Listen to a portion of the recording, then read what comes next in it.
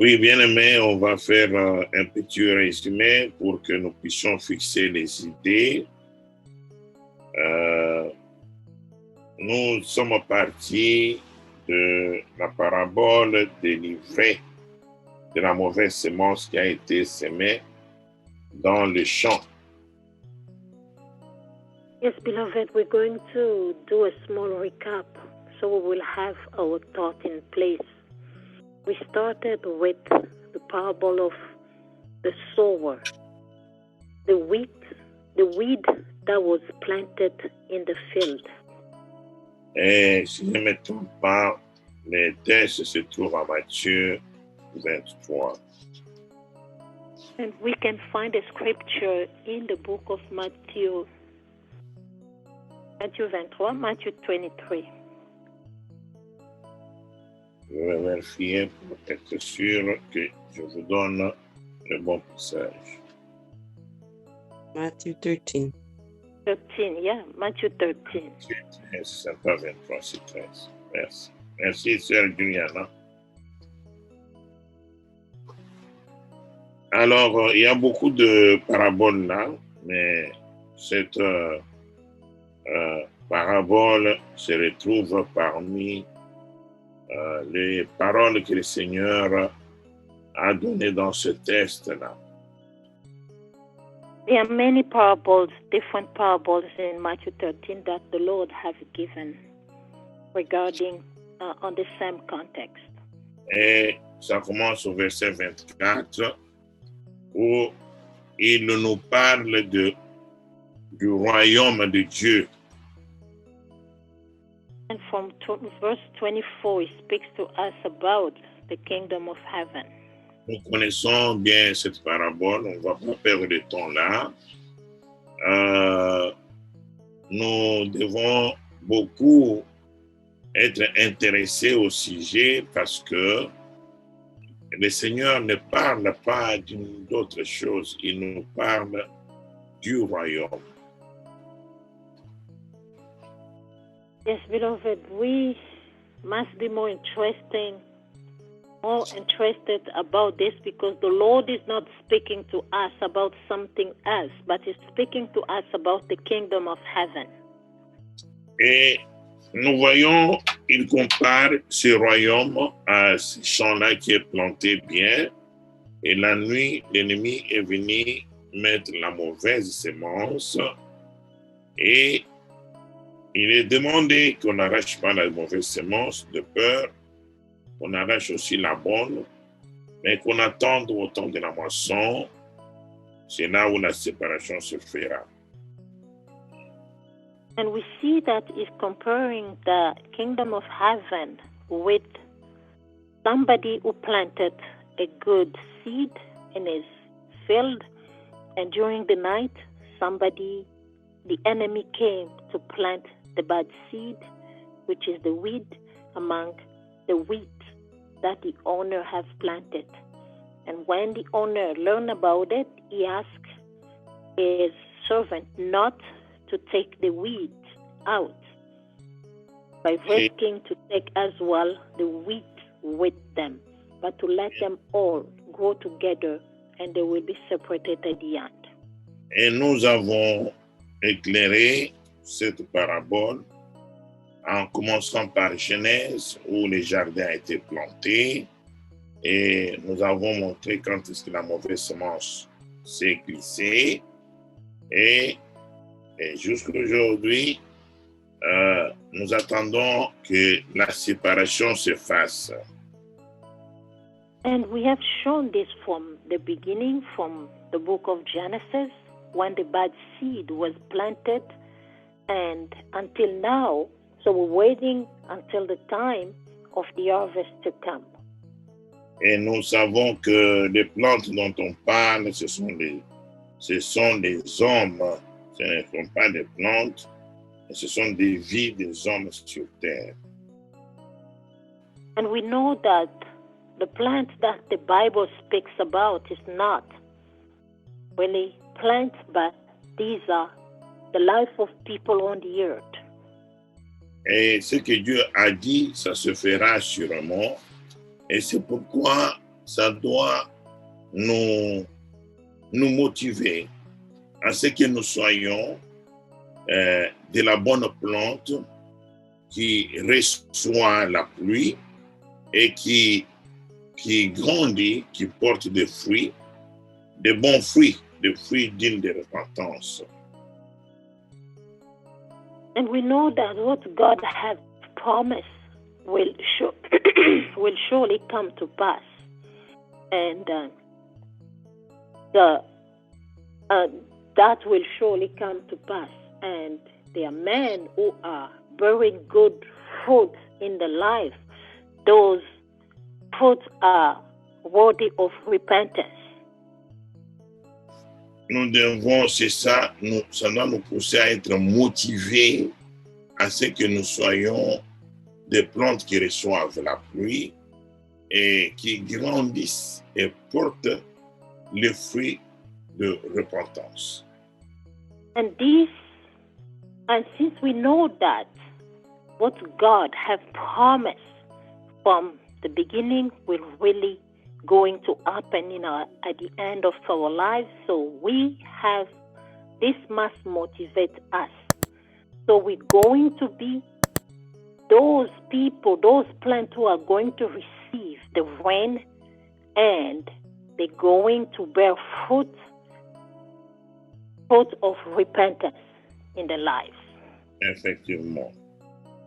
Alors, les fruits, nous savons, ce sont les actes que nous commettons. Nous devons tirer attention à ce que nous posons comme actes, à ce que nous pensons, nous parlons, à ce que nous faisons. Nous devons tirer attention.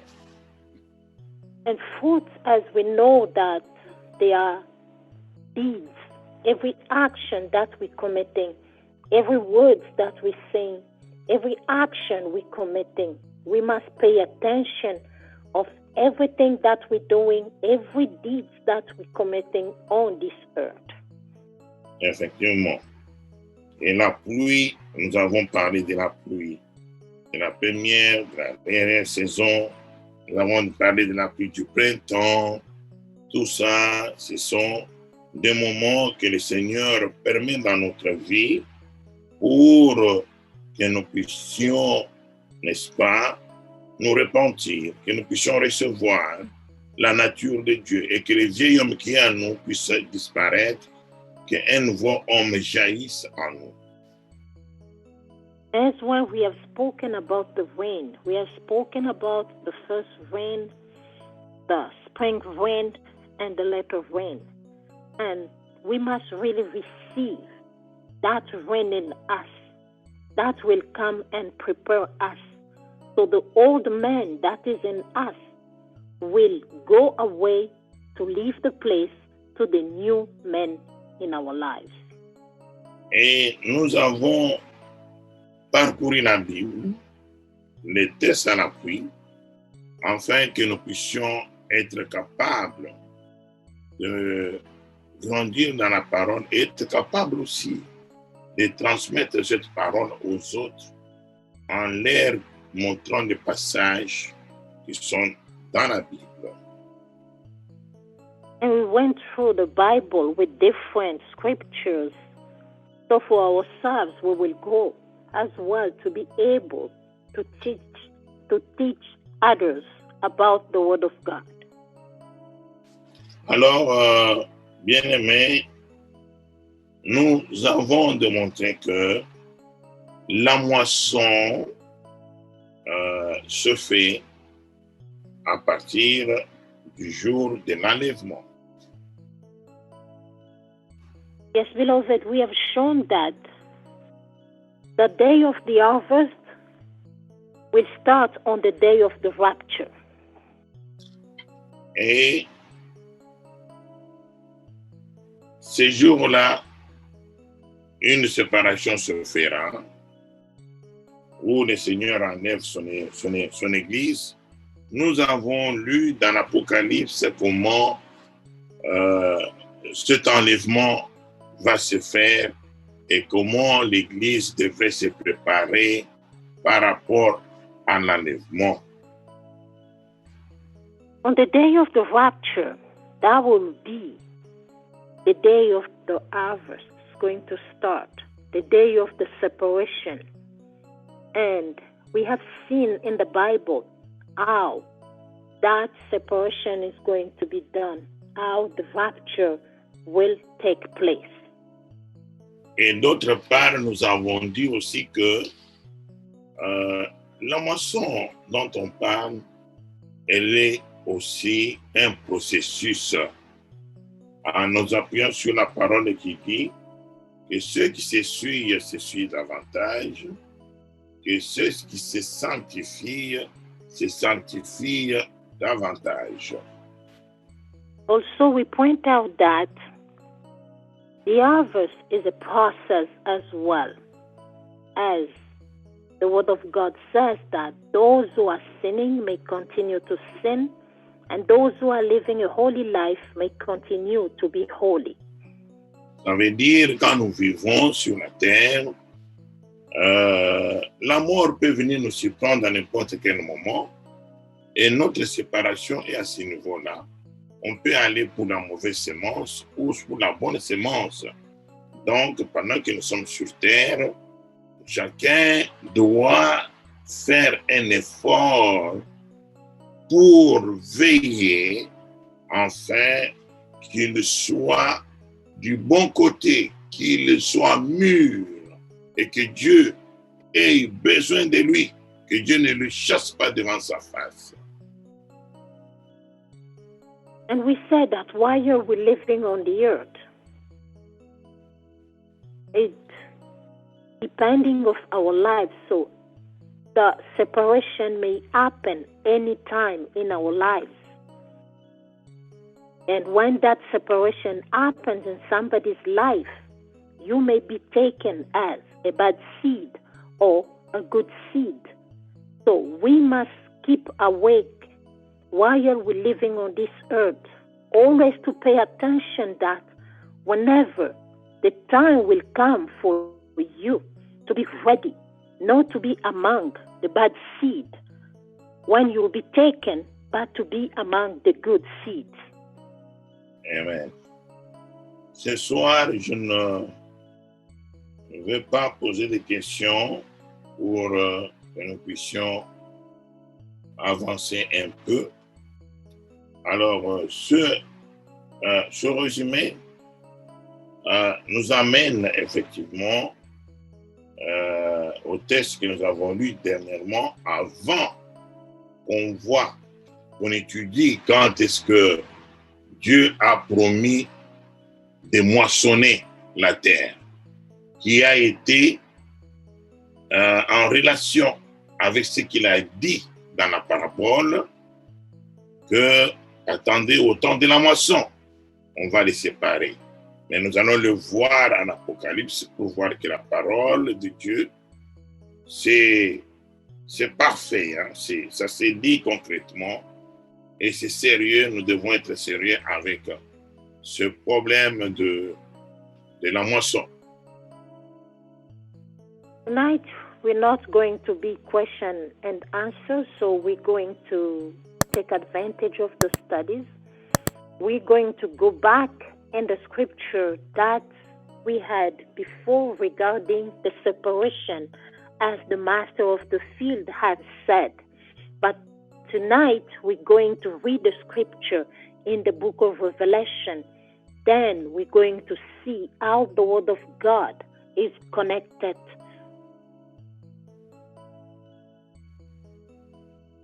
Alors,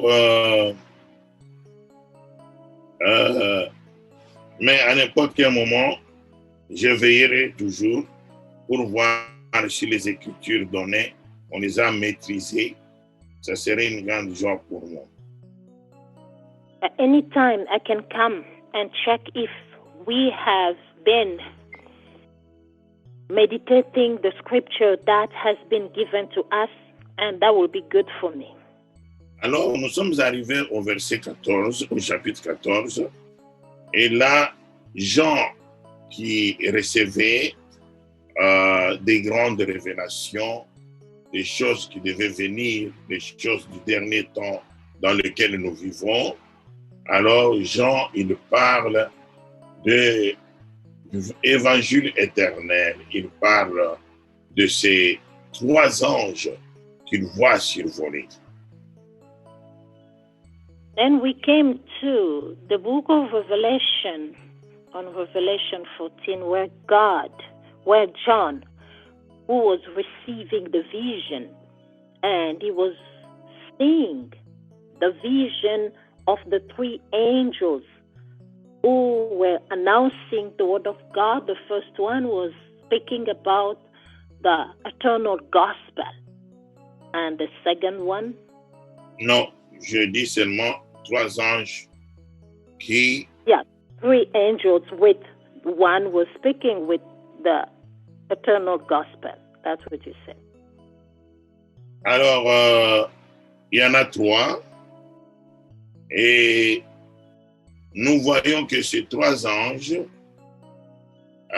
ils annoncent déjà, comme on peut dire couramment, l'odeur du jugement de Dieu.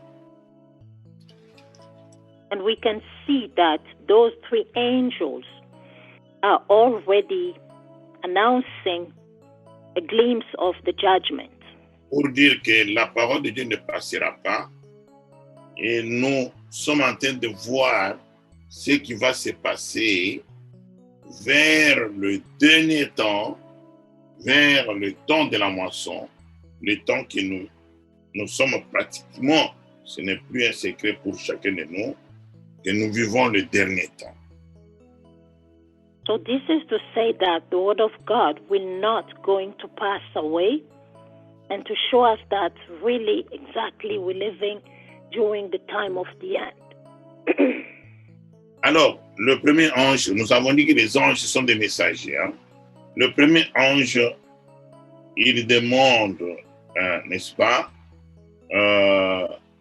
il donne cette parole à toute la nation, toute la terre, tout le monde qui est sur la terre. Et on dit que c'est au verset 7 du chapitre 14, il disait d'une voix forte, « Craignez Dieu et donnez-lui gloire, car l'heure de son jugement est venue, et adorez celui qui a fait le ciel et la terre, et la mer et les sources d'eau. » And we said that the angels are the messengers of God. As we have seen, the first angel was giving the message to the whole world.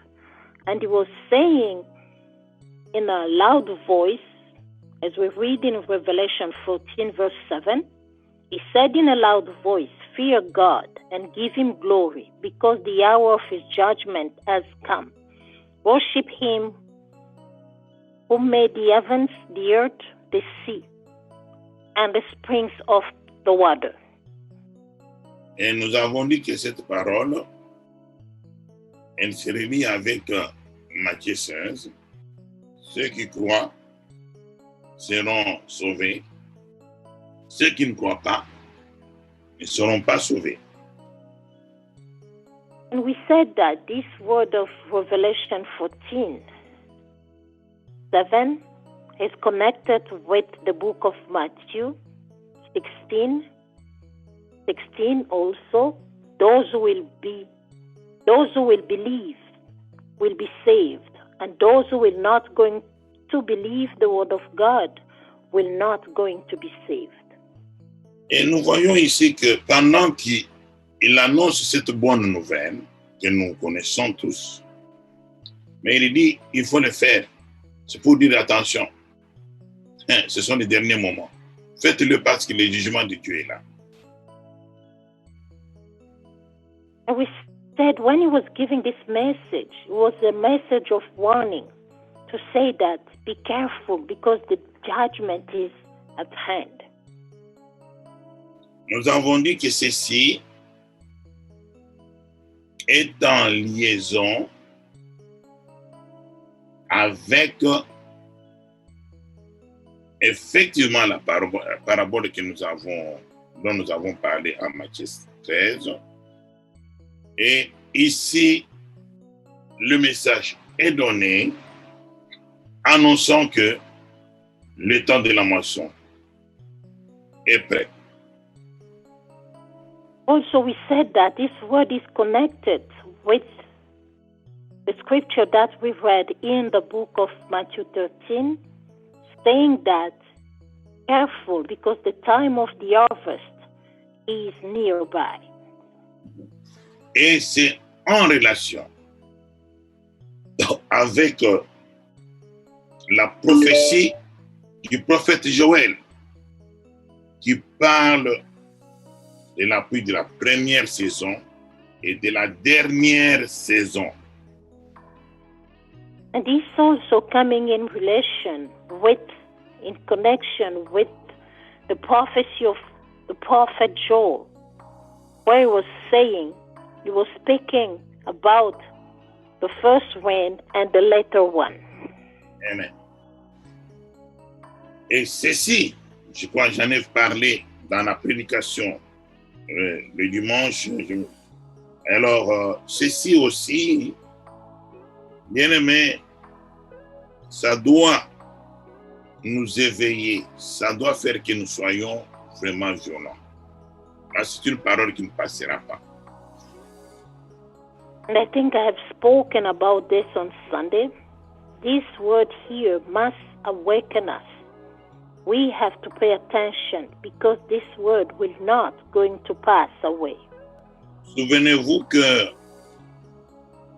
l'Église épouse de Christ,